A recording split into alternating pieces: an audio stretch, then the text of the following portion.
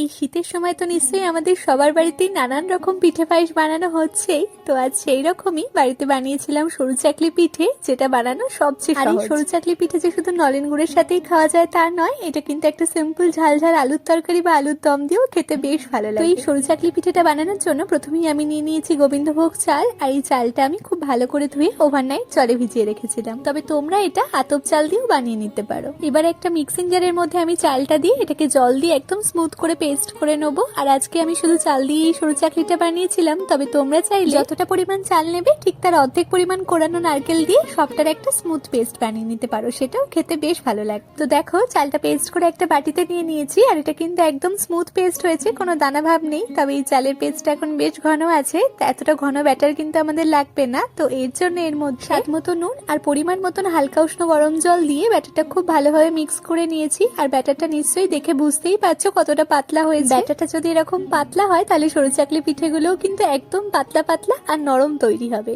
তো এখন চলো পিঠেগুলো বানিয়ে নেওয়া যাক। তো তার জন্য একটা ননস্টিক তাওয়া প্রথমে খুব ভালো করে গরম করে নিয়ে এতে একটু তেল ব্রাশ করে নিয়েছি। তারপর এর মধ্যে এক হাতা ব্যাটারটা দিয়ে দিলাম, আর তারপর মিডিয়াম ফ্লেমে রেখে এটাকে কয়েক সেকেন্ড অপেক্ষা করতে হবে। কয়েক সেকেন্ড পরই দেখবে পিঠের উপর দিকটা কিন্তু পুরোপুরি শুকিয়ে গেছে, আর সাইড থেকেও আস্তে আস্তে খুব সুন্দর করে ছেড়ে আসছে। আর এটা দেখতেও কিন্তু বেশ জালিদার হয়েছে। তো ব্যাস এইভাবেই আমি সবগুলো সরু চাকলি পিঠে বানিয়ে নিলাম। তবে এই প্রতিটা সরু চাকলি বানানোর সময় কিন্তু প্রতিবারই ব্যাটারটা হাতার সাহায্যে প্রথমে একটু ভালো করে নেড়ে চেড়ে দিয়ে তারপর এটা প্যানে দেবে। তো ব্যাস আমাদের সরু চাকলি একদম রেডি। এবার এটাকে একটা প্লেটে নলেন গুড়ের সাথে সার্ভ করে নিচ্ছি। তাহলে তোমাদের কার কার আমার মতন সরু চাকলি পিঠে খেতে ভালো লাগে কমেন্টে অবশ্যই জানিয়ে যেও কিন্তু।